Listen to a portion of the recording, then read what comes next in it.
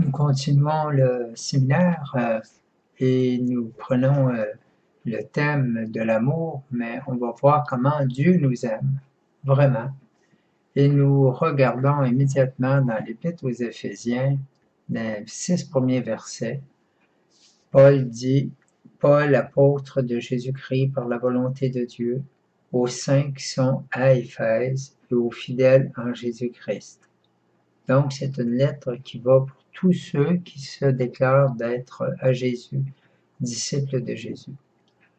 Grâce et paix vous soient données de la part de Dieu, notre Père, et du Seigneur Jésus-Christ. Et là, c'est les prochains versets 3, 4, 5 qui sont importants. Ça va nous montrer comment le Seigneur nous connaît. Béni soit Dieu, le Père de notre Seigneur Jésus-Christ, qui nous a bénis dans le Christ de toutes sortes de bénédictions spirituelles dans les cieux. Donc, on est béni, et c'est en lui qui nous a choisis dès avant la création du monde. Avant le soleil, avant les étoiles, avant les univers, avant toutes les constellations, Dieu nous avait choisis pour que nous soyons saints et irrépréhensibles, ou, si tu veux, saints et parfaits devant lui. Nous ayant dans son amour prédestinés à être ses fils adoptifs par Jésus-Christ, selon sa libre volonté. Donc, le geste gratuit de Dieu et son amour qui est non pas un amour de hasard, de circonstance, mais c'est vraiment quelque chose qui nous est... Paul nous révèle de quelle sorte d'amour le Père nous aime. Et si on va ensuite dans Isaïe, au chapitre 43, au verset 1, même dans l'Ancien Testament, il dit, « Et maintenant, ainsi parle Yahvé, celui qui t'a créé, ô Jacob. » Jacob, c'est le peuple de Dieu, c'est nous, tous les chrétiens, tous les croyants. Celui qui t'a formé, ô Israël. Ne crains point, car je t'ai racheté, je t'ai appelé par ton nom. Donc, c'est pas un hasard. Et il dit, tu es à moi. Et si on va au chapitre 49 d'Ésaïe, il dit, entendez-moi, peuple lointain, soyez attentifs. Yahvé m'a appelé dès le sein maternel, dès les entrailles de ma mère, il a proclamé mon nom. Donc, Dieu nous connaît, Dieu nous aime, Dieu nous désire. Et il nous a donné cette vie naturelle quand il nous a créés. Puis ensuite, nous a appelés, et on verra un petit peu plus loin avec les autres thèmes que nous allons prendre, comment il nous a fait enfants de Dieu de par le baptême. Il nous a donné une vie qui n'est pas de la chair, mais une vie qui est directement de lui, l'âme, mais qui nous a donné une vie. Notre âme était morte au moment de notre naissance. Elle ne pouvait pas vivre en communion avec Dieu. Et Dieu l'a ressuscité, cette âme, capable d'être en communion avec lui grâce au baptême. Il nous soutient à tout instant. Ça s'appelle la grâce, c'est-à-dire l'action gratuite de Dieu dans son amour envers moi. Il nous a donné son Esprit Saint à la confirmation et au baptême aussi. Au baptême, il nous donne l'Esprit Saint qui nous donne de faire confiance au Père, de rentrer dans la relation de confiance avec le Père et avec Jésus. Mais à la confirmation, il nous rend capable d'être en service.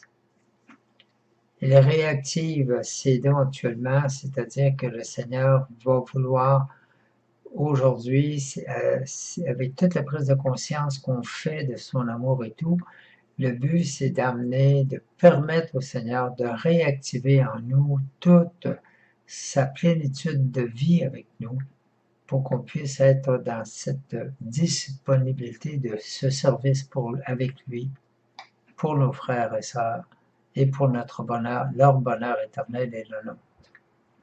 Il nous a laissé aussi sa présence divine dans l'Eucharistie, où Jésus est présent avec son corps, son sang, son âme, sa divinité. Il est réellement là, totalement, comme homme et Dieu, Dieu homme. Il y a Marie qui a été ressuscitée avec son corps, qui est montée au ciel avec son corps, qui vit avec son corps au ciel. Il y a l'institution de l'Église, il y a la parole de Dieu qui nous est donnée, la Bible.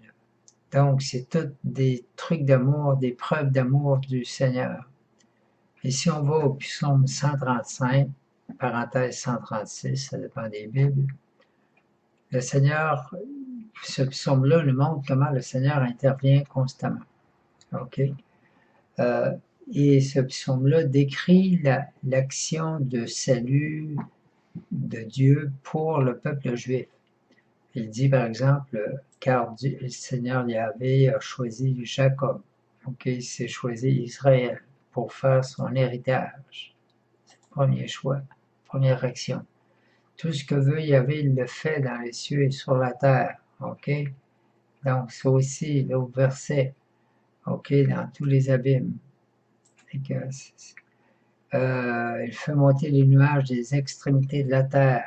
Donc, ça nous montre tout comment l'auteur, comment l'Esprit Saint a révélé comment Dieu il frappa jadis ses premiers-nés de l'Égypte. Bon, on va voir des actions, on va dire, mais comment ça se fait que Dieu a tué des premières créatures? Mais là, il faut, ici, je ne rentrerai pas en détail, mais c'est toute l'action parce que les Égyptiens avaient reçu, il y a eu les 10 plaies d'Égypte, c'est-à-dire que graduellement, le Seigneur a interpellé, a demandé aux Égyptiens de répondre à l'appel du Seigneur, de répondre. Et les Égyptiens Pharaon en particulier, s'est obstiné, il est rentré dans son obstination, il s'est enfermé dedans, et il a fallu que le Seigneur frappe les premiers-nés de l'Égypte pour que Pharaon corresponde et qu'il réponde à ce moment-là.